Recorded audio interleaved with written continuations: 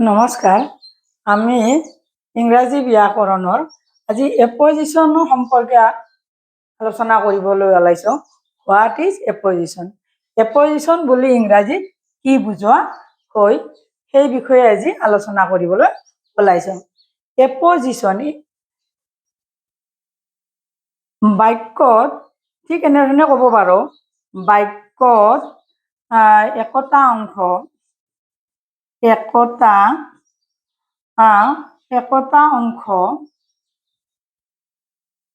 একোটা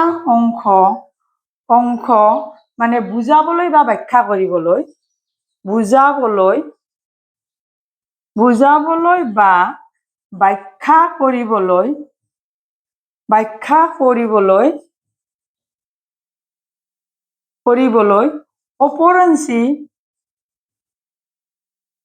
অপৰঞ্চি মানে যোগ দিয়া অংশ যোগ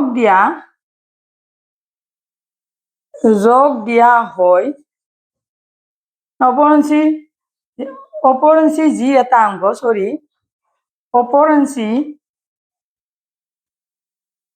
এটা অংশ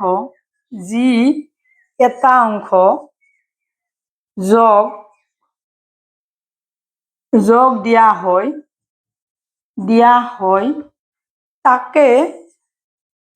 তাকে ইংৰাজী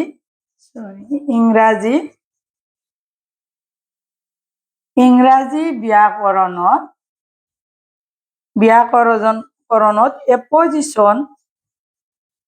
এপজিশ্যন বোলে বা এপজিশ্যন বুলি কোৱা হয়। মানে কেতিয়াবা বাক্যটোত আমি এটা অংশ ব্যাখ্যা কৰিবলৈ, মানে সেন্টেন্সটো আমি ব্যাখ্যা কৰিবলৈ যি এটা অংশ আন এটা অপৰঞ্চি অংশ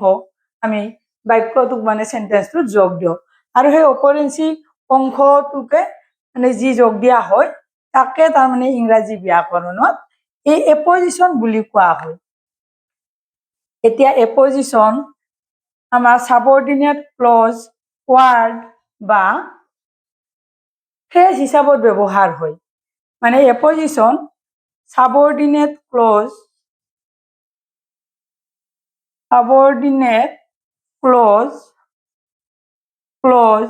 word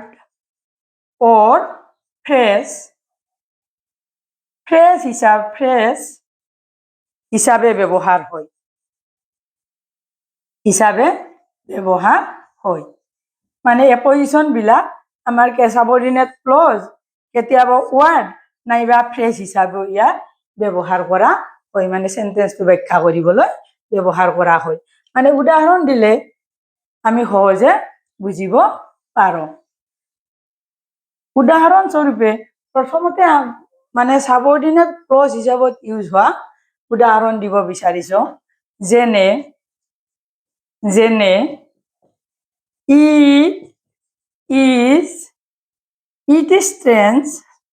it is strange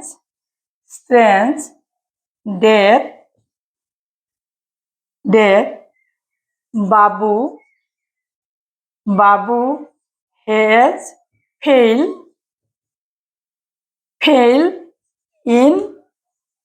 the examination.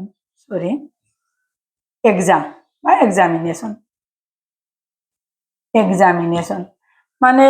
it is strange that Babu has failed in the strange, এই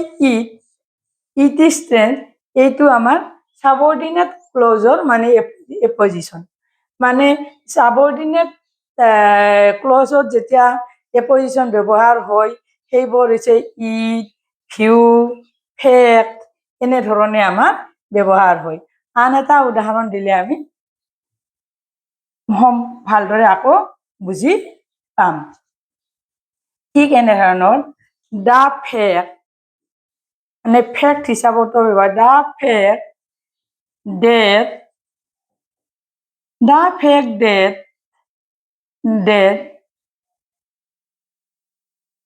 that he has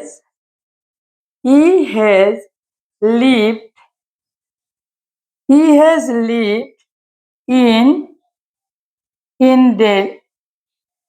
he has sorry he has left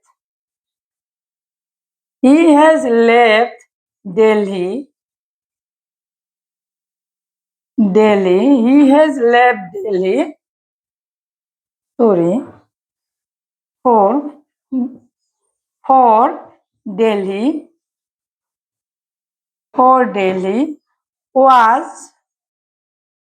was not known to me ইয়াতে দা ফেক্ট এই fact শব্দটো যিটো আমাৰ সাবঅৰ্ডিনেট ক্লজত use কৰা হৈছে এইটো হৈছে এপজিশন এইটো এনেকৈ আমি সাবঅৰ্ডিনেট ক্লজত আমি এপজিশন ইউজ কৰোঁ এতিয়া ফ্ৰেজ হিচাপেও আমি মানে এপজিশন ইংৰাজী ব্যাকৰণত ব্যৱহাৰ কৰা হয় উদাহৰণস্বৰূপে my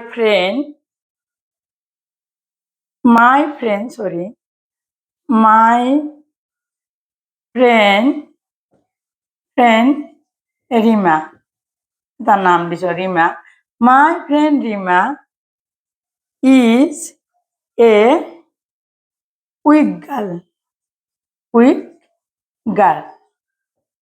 my friend Rima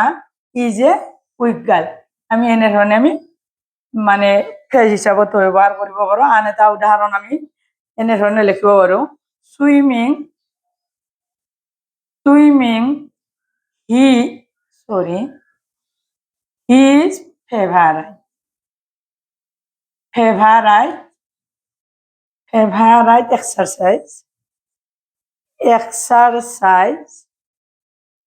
favorite exercise kept him fit ঠিক এনেধৰণে আমি ফ্ৰেজ হিচাপতো ব্যৱহাৰ বা ওয়াৰ্ড হিচাপত আমি এনেধৰণে এপজিশন হিচাপত আমি ব্যৱহাৰ কৰিব পাৰোঁ মোৰ চেনেলটো সাবস্ক্ৰাইব কৰিব ভিডিওটো লাইক কৰিব কমেন্টস দিব অনুৰোধ কৰিলো লগতে শেয়াৰ কৰিব যদি জানিব লগা আছে এতিয়া আমি আজি এপজিশনৰ বিষয়ে আলোচনা কৰি আছো এপজিশনবোৰ বাক্য মানে সেন্টেন্সত ব্যৱহাৰ নকৰিলেও মানে বাক্যটো সম্পূৰ্ণ হয় মানে এনেকুৱা নহয় যেন বাক্যটো ই আধৰুৱা হৈ ৰব এনেকুৱা নহয় আমাৰ এপজিশনটো যদি বাক্যটোত নাথাকে তেতিয়া হলে ই বাক্যটো মানে হয় যেনে it is strength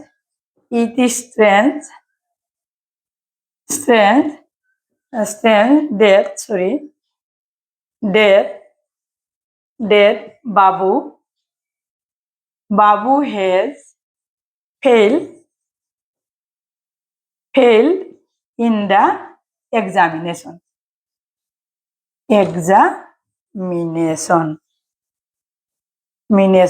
এই বাক্যটোত আমাৰ it is strength যিটো আমি সাবঅৰ্ডিনেট লগাইছো এইখিনি ব্যৱহাৰ নকৰিলে বাবু has failed in the examination মানে বাক্যটো সম্পূৰ্ণ হয় ই আধৰুৱা হয় মানে এপজিশন ব্যৱহাৰ নকৰিলেও বাক্যবোৰ সম্পূৰ্ণ হয় গতিকে আমি আজি এপজিশনৰ বিষয়ে আলোচনা কৰিলো এপজিশন বা সেন্টেন্সত মানে অপৰেঞ্চি হিচাপত ইউজ কৰা হয় আৰু ইয়াক কেতিয়াবা সাবঅৰ্ডিনেট ক্লজ নাইবা ওয়াৰ্ড বা ফ্ৰেজ হিচাপতো ইউজ কৰা হয় আজিলৈ ইমান